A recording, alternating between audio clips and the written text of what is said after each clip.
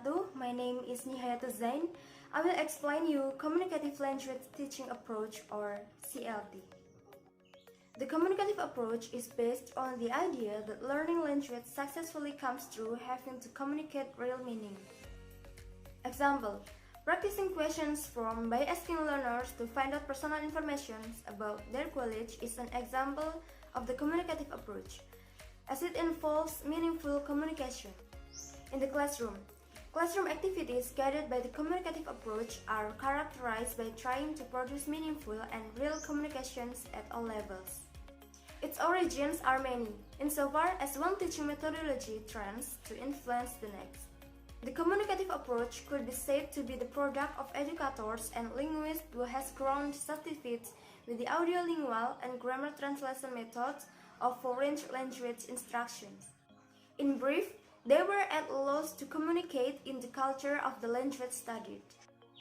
edTech's interest in and development of communicative style teaching mushrooms in the 1970s authentic language use and classrooms exchange where students engage in real communications with one another become quite popular.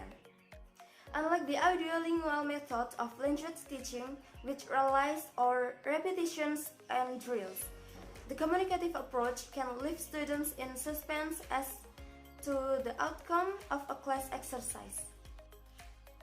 The real-life simulations change from day to day. Students' motivations to learn comes from their desire to communicate in meaningful ways about meaningful topics. Materials and how they can be used. Materials play an important role in communicative language teaching. They provide the basics for communications among the learners. They have three types of materials. For the first, text-based material.